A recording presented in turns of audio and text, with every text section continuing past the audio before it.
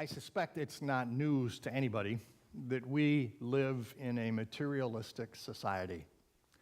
Everywhere we go, everything we listen to, everything that comes our way is telling us that if we could just have one more thing, we would find happiness. If you watch television much, like I probably watch too much, I have learned that if you get the right exercise equipment, it can change your life. If you get the right exercise videos, you can have rock-hard abs for 3 easy payments. That's all it takes, 3 easy payments, and you can, and I'm always interested as you look at those pictures that say, your experience may vary. I found out you actually have to exercise too, which is, a deal breaker. I found that if you get the right cooking utensils, you can, for 3 easy payments, once again, you can eat healthier and live longer, and the food will taste better, and everybody will like you more. If you buy a brand new car, then people are going to admire you, and they're going to look up to you, and they're going to think you're cool, and all the ladies are going to like you, and you can do it all with no money down. If you have a problem, all you have to do is get the new pill. That new pill that will change your life, that will take away your problems, that will take away your pains. But some side effects may apply. And I never know what they are because it's so fast. And the ones that I do hear, I'm thinking, that's actually worse than the disease I'm trying to solve. So we live in this world that's telling us that we need new things. We need a bigger home. We need a different spouse. We need a nicer car. We need to live in a different place. We need a job that pays more. We need a job that has better hours. We need, and go on and on we go. Our society is anchored to this idea that if we can remain discontent, our economy is going to grow. Isn't that sad? Somebody has said the average American suffers from want disease, W-A-N-T. That's the disease we suffer from. Chuck Swindoll calls it the if-only disease, and he illustrates it. If only I had more money. If only I could make better grades. If only I owned a nicer home. If only we hadn't made that bad investment. If only I hadn't come from such a bad background. If only she would have stayed married to me. If only our pastor were a stronger preacher. If only my child were able to walk. If only we could have children. If only we didn't have children. If only the business could have succeeded. If only my husband hadn't died so young. If only I would have said no to drugs. If only they had given me a break. If only I hadn't had the accident. If only we could get back on our feet. If only he would ask me out. If only my folks hadn't divorced. If only I had more friends. Does that sound like you? That sounds like most of us. If only. If only my past were different. If only my present were different. If only I could make a difference in the future, then maybe I could find happiness. The Bible tells us that there are 2 ways that we can look at the world. We can look at this world as the means to happiness. That there are things here, if we get the right combination of stuff, we're going to find happiness. Or we can view happiness as being anchored to a relationship with Christ, and the world and the material stuff that's given to us is really just ours for enjoyment and to honor and serve Him. Listen to these words from Bill Hybels. He writes, "It is our generation, after all, that has been named the me generation. It was the 80s that saw greed elevated to the status of a bug-eyed idol. Fewer and fewer decisions were made on the basis of values, morals, and a sense of justice. Instead, answers came wrapped around appetites. Does this fulfill my needs? Does it satisfy my sexual hunger? Does it quench my thirst for more, feed my lust for power? The key adjective was my. Our role model switched from Mother Teresa to Madonna. The message was clear: indulge, satiate, pursue pleasures without restraint. Self-interest was not only tolerated, but actively promoted and encouraged. Entire industries, such as advertising and glamour modeling, sprouted in the fertile soil of such unblushing self-centeredness. We have been taught the lesson over and over again. More for me is better for me, the world be damned. And it has been. The me-first mindset has led our society to the verge of internal collapse.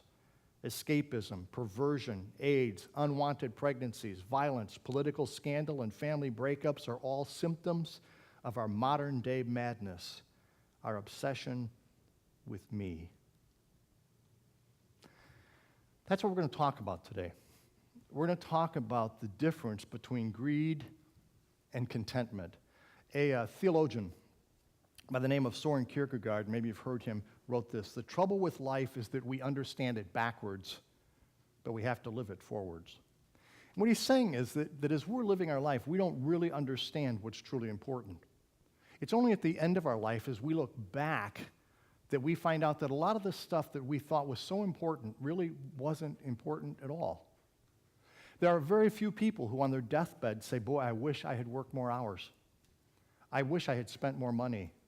I wish I had bought that new boat that I wanted, because then I'd be at much more peace now." Instead, we're saying things like, "I wish I had taken more time to enjoy life. I wish I had spent more time with the Lord. I wish I had developed a deeper relationship with my family." So, unfortunately, we don't always understand what's important until we look back in our life. But we don't have that luxury. Well, what we're going to do by going to Proverbs is we're going to listen to what Solomon says. As Solomon kind of looks back on life, if we pay attention to what Solomon is telling us, maybe we can live forward with the perspective of the backwards glance. That's our intention. What we want to do here is we want to look at some of the causes of discontentment. And I want to give you several verses from Proverbs that talk about discontent. Proverbs 11, verse 6, "The godliness of good people rescues them. The ambition of treacherous people traps them." Verse 26, "People curse those who hoard their grain, but they bless the one who sells in times of need." In other words, is generous. 27:20, "Just as death and destruction are never satisfied, so human desire is never satisfied." Chapter 30, verses 15 to 16, "The leech has two suckers that cry out, 'More, more.' There are three things that are never satisfied, no, four that never say enough: the grave, the barren womb, the thirsty desert, or the blazing fire." So the first thing Solomon points out to us is that the thing that creates discontent can be our ambition. Now we have to be really careful here, because we're not advocating laziness, we're not advocating complacency, and the struggle that we have is we want to be content, satisfied, without being complacent, which tends to run into laziness. We want to constantly be striving to grow and to develop without it becoming an obsession. And that's where the ambition problem comes in. It becomes an obsession. We are running all the time. There is always something more to do. There's always another thing on our calendar. There's always another task that we need to accomplish. Why? Because we need to do that. Now, you've probably heard this story. It's a good story. A story about a guy that used to sell popcorn in the city. And a man always came there every day and bought some popcorn, and he loved this guy. And so he came one day, and the guy was closing up shop early. And he said, "What are you closing up shop early for?" He said, "I made enough money for today." "What do you mean you made enough money for today? That's no way to run a business." And he says, "I'm just going to go home, and I'm going to sit on the front porch, and I'm going to have a glass of tea with my wife." And the guy said, "You can't do that. That's bad business." So this man was an older man, and he was pretty wise, and he said, "So what's your alternative?" And the guy said, "Well, you need to stay open so that you can make more money, so you can sell more popcorn." "And then what?" "Well, if you sell enough popcorn, you can open another popcorn stand, and then you can sell more popcorn, and eventually you can open a chain of popcorn stands. You can have a really nice house, you can have a really nice car, you can hire other people to manage the popcorn stands, you can have this chain, you can become very, very wealthy. And then what? Then you can stay at home if you want. You can sit on the front porch. You can have tea with your wife." He said, "I can do that now. I apparently have enough." There's perspective for you. We're running really fast, but where are we going? Why are we running so fast? Why are we so intent on conquering more and more stuff? What is the purpose? Where are we going? What are we trying to accomplish? What do we think we're going to gain if we can add one more thing to our schedule? All it does is it wipes us out. It makes us exhausted. It doesn't bring us any sense of satisfaction at all. The second thing Solomon seems to tell us is that the preoccupation with the material can trap us.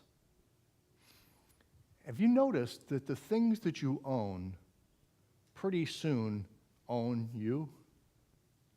Have you found that? I buy all these cool things, and now I have to oil them, and I need to take care of them, and I need to dust them, and I need to put them away, and I need to store them for the winter, and I need to pull them out in the spring. Come on. What's nice about this? This is just more enslavement. Got lots of stuff, but it owns me. I don't own it. Human desire, we're told here, is like an empty womb. It's like a grave. It's like a water seeking out the desert. It's like a fire. It is something that is never satisfied. I don't know who the rich guy was that was asked once, how much is enough? And his response was, a little bit more than what I have. That's always the answer. How much is enough? When will I be happy? When will I be satisfied? Well, I just need a little bit more. The thing is that the Bible tells us that God has created us so that we will only find satisfaction in a relationship with Him. Jesus said, what will it profit a man if he gains the whole world but loses his soul? The truth is, we can run after all kinds of things. We can pursue financial security, but it's not going to give us the peace that we long for. We are people who have this God-sized hole in our heart that cannot be filled with anything except a relationship with Him. Think about that longing that we have for God. It's kind of like, let's say you've got a real hankering today for those Texas Roadhouse ribs. Good stuff. They just fall right off the bone, and you just say, I would love to just be able to have some of those ribs, and it feels so good. But you know you can't, so you have to settle for a taco at Taco Bell. Now, your hunger is satisfied for a while, but is your yearning satisfied? Maybe it is for you, but not so much for me. No matter what I have for lunch today, it's not going to make any difference because it's not going to be those ribs, It's just not going to satisfy. Or you've got this real hankering for chocolate. Did that ever happen to you? It does for me. I don't care how much weight I want to lose. I ain't giving up chocolate. It's just not going to happen. Gracie comes over to the house. He says, Grandpa, where's your stash? And she knows the stash is in the refrigerator. I got my chocolate there, so when I really need it. But let's say that you were much more disciplined than me, and you said, I really crave chocolate, but I'll have some celery instead. Okay, so yeah, it doesn't do it, right? It may fill you up. It may give you the feeling that, okay, I'm eating something that should satisfy me, but it doesn't. And the point is that that's what we do in life.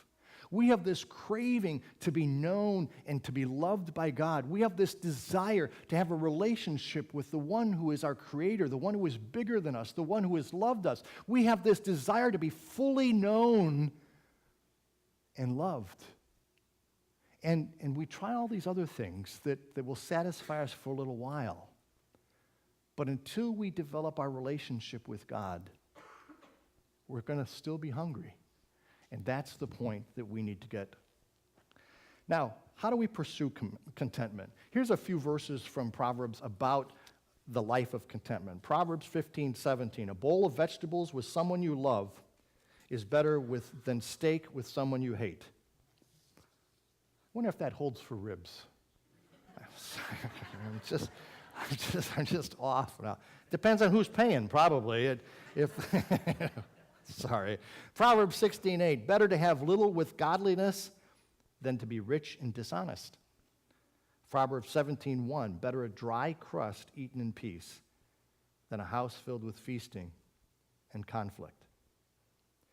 Solomon points out that contentment does not come from stuff. It comes from a mindset. It comes from our relationship with God. Psalm 73, we read these words, "Whom have I in heaven but you? And I desire you more than anything on earth. My health may fail, my spirit may grow weak, but God remains the strength of my heart. He is mine forever." I was interested in talking to Michael and Rachel the other night, talking about, what was it, Lesotho, the people living in this, we would call it abject poverty. And yet, they were content. They were joyful. They were people that were much better off than the people who had everything. Why? Because they had peace inside. They had relationships. They loved the people around them. They took time to greet each other on the street. That's what we're after. So we start by understanding that we have been given a great gift. Ponder, if you will, what it means to be a child of God. What we're being told is that we're running after all these things that are going to make us feel significant, that are going to make us be whole. But just stop for a minute and remember what the gospel message is. That God recognizes that you and I are a mess. God sees it. That mess that we've been trying to hide from everybody else, God sees it. And instead of turning away, he turns towards us. And he opens his arm and he loves us. And he says, "I want to make you new." What a gift. We don't deserve it. It's a gift of grace. Jesus came into the world and said, "I have come so that you might have life and that you might have it abundantly. I gave my life as a sacrifice for your sin." He dies so that we might be free. What more really do we want? Really? What more do we need? If the Lord has loved us, if the Lord has given us this mercy and grace, why are we not grateful every day? We need to stop every day and remind ourselves that we are not deprived people. We are people who have received an undeserved gift. We need to look often at what God has given to us in addition to his grace. We're sometimes like little kids on Christmas. Have you noticed this, that your child will be saying, "I want this, and this thing, I have to have this is what everybody wants, and everything what everybody has." So they got this one gift that they just zeroed in on and just driven you nuts about for like 2 months. And so Christmas morning comes, and they get the gift that they've been bugging you about, and they open it up, and they're so excited. "Oh, wow, this is fantastic, I got this." And then their brother or sister opens a gift. "Well, how come I didn't get that? That's cool. That's neat." And this gift that they wanted so badly now becomes somehow they've been cheated. And don't we do the same thing in our life? That God has given us family, he's given us provision, he's given us all that we need and far, far more. And yet we look around at the people around us and we say to God, "Why are you cheating me?" Isn't that silly? Let me read you something from Max Lucado. He writes, "Test yourself with this question. What if God's only gift to you were his grace to save you? Would you be content? You beg him to save the life of your child. You plead with him to keep your business afloat. You implore him to remove the cancer from your body. What if his answer is, 'My grace is enough'? Would you be content?" You see, from heaven's perspective, grace is enough. If God did nothing more than save us from hell, could anyone complain? If God saved our souls and then left us to spend our lives leprosy struck on a deserted island, would he be unjust? Having been given eternal life, dare we grumble at an aching body? Having been given heavenly riches, dare we bemoan earthly poverty? If you really listen to that, if you really hear what Max is saying, I dare you to feel deprived. How can we not feel blessed, content, and grateful? The late Dallas Willard answered the question, "What is the key to a healthy soul?" by answering this way: we must relentlessly work to eliminate hurry from our lives. John Ortberg, who relates this in his Soul Keeper book, said, I heard that, I wrote it down, and I said, okay, what's next? And Willard responded, we must relentlessly work to eliminate hurry from our lives. Think about it. Some of you are antsy sitting here wondering, what am I going to do about getting to the thing that I have to do next? Some of you are distracted because of what comes later in the day. And as a result, we're missing the beauty of the present moment. We're looking past our meeting with our loving and life-giving God because of trinkets. Why?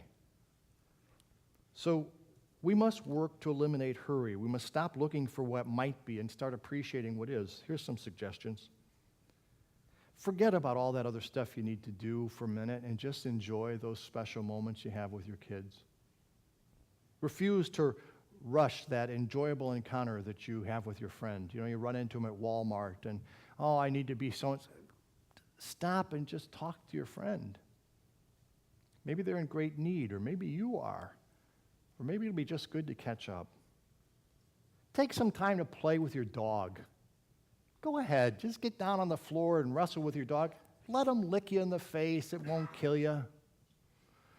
Make sufficient time to be with the Lord each day. Not in some place where you say, oh, I better get this in, but actually carve out some time when you're not going to be interrupted, when you know it's going to be quiet, and you can just sit and visit with God. Spend some time pondering these great words of Jesus. It is finished. Now, some of you in my Sunday school class know that I've been thinking about getting a tattoo. Lots of weird things going through my mind these last few weeks. And I want to get a Greek word that's telestai. And the word means it is finished. I'm not going to do it because somebody told me it actually hurts. So I'm not interested if it's going to hurt me. But the idea is that every time you start feeling that there's stuff you need to do, every time you feel like you got to earn God's favor, every time you feel like, oh, I just need to do more, you see this telestai, and you remember that Jesus did not say, it is started. He said, it is finished. It's finished. I've done everything that's necessary for your salvation. The journey of work has ended. The benefit of relationship has begun. Whenever you feel the need for something, maybe it's a good idea to just stop and say, do I really need this? Especially since I have Jesus. We live in a world that is anchored to people being discontent. The lack of contentment fuels our economy. Solomon, however, calls us to live wise. He tells us to see past the glitz and the promises of a better life. Because the truth is, we don't need anything else to know the best that life has to offer. All we really need is to know and to rest in Him. So the next time someone tells you what you need to find happiness, surprise them by saying, I don't need to find joy, happiness, peace, satisfaction, because I already have them, and they are found in Jesus Christ. The question is a good one. Why run through life like a madman? We already have everything that we need. Let's pray together. Father, deliver us from the want illness. Deliver me. It seems like there's always something that I think can make me feel better if I would just put down my charge card number and wait for UPS to deliver it to the house. But Lord, through experience, I found that those things are temporary. The only thing that truly satisfies is you. The only way to truly find peace is to find that rest that comes from you alone. And Lord, what I really need, that desire to be loved, to be cherished, to be made new, to have purpose in life, to be significant, and to be moving towards something that is worth attaining, all of that comes in you and only through you. So help us, Father, to push past the stuff and to find the sweetness of resting in you. We ask this in Jesus' name. Amen.